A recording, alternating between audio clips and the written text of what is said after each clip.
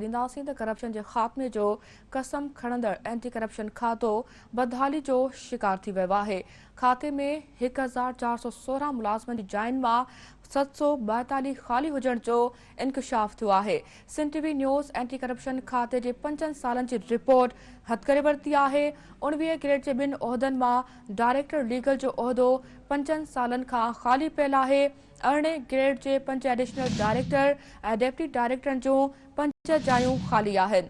17 grade जे assistant director ऐं assistant engineer जूं 22 जायूं ख़ाली पियल आहिनि। प्राइवेट सेक्रेटरी ऐं ऑफिस सुप्रिंटेंडेंट जूं बि 22 जायूं ख़ाली पियल आहिनि। Processing inspector, inspector senior auditor ऐं असिस्टेंट जूं 44 जायूं ख़ाली आहिनि। सब इंस्पेक्टरनि, असिस्टेंट सब इंस्पेक्टरनि जूं 53 जायूं 5 सालनि खां ख़ाली पियल आहिनि। अवां नाज़रीन अहम ख़बर खां अपडेट कयूं पिया। करप्शन जे ख़ात्मे जो कसम खणंदड़नि एंटी करप्शन खातो बदहाली जो शिकार थी वियो आहे।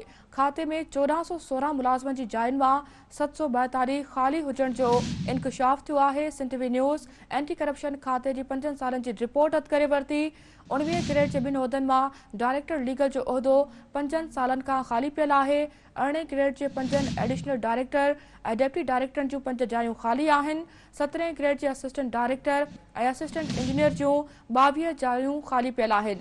प्राइवेट सेक्रेटरी ऐं ऑफिस सुप्रिंटेंडेंट जूं बि 22 जायूं ख़ाली पियल आहिनि। Processing inspector, inspector senior auditor ऐं असिस्टेंट जूं 44 जायूं ख़ाली पियल आहिनि। सब इंस्पेक्टरनि, असिस्टेंट सब इंस्पेक्टरनि जूं 53 जायूं 5 सालनि खां ख़ाली आहिनि। इन हवाले सां तफ़सील सां राब्तो कयो आहे Sindh TV news reporter GM Khokhar सां। जीएम अपडेट कजो। करप्शन जे खाते जो कसम खणंदड़ एंटी करप्शन खातो बदहाली जो शिकार थी वियो आहे। जी फरा बिल्कुल एंटी करप्शन खातो इदारनि मां करप्शन ख़त्म करण बजाए पाण ई बदहाली जो शिकार थी वियो आहे। उहा बदहाली फंडनि जी न पर इदारे अंदरि सवें मुलाज़िमनि जी खोट जो आहे।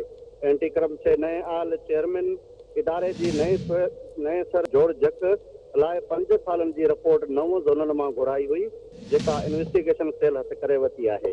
रिपोर्ट में 2018 खां दिसंबर 2023 ताईं ऑफिसरनि समेत 742 मुलाज़िमनि जी कोट ॾेखारी वई आहे, जंहिंमें 19 ग्रेड जे 2 डायरेक्टर लीगल मां हिकु उहिदो 5 सालनि खां ख़ाली पियल रहियो, पर कंहिंजी बि जूं न चुरी।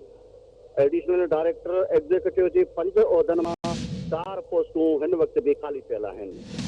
17 ग्रेड जे 22 असिस्टेंट डायरेक्टरनि, असिस्टेंट इंजीनियरनि, प्राइवेट सेक्रेटरी ऐं ऑफिसर सुप्रिंटेंडेंट जूं पोस्टूं ख़ाली आहिनि।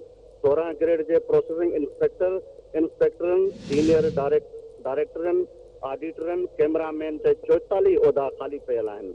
14 ग्रेड जे 53, 12 ग्रेड जे 23, 11 ग्रेड जा 36, 7 ग्रेड जा 9, 5 ग्रेड जा 424 अहलकारनि जी खोट ज़ाहिर कई वई आहे।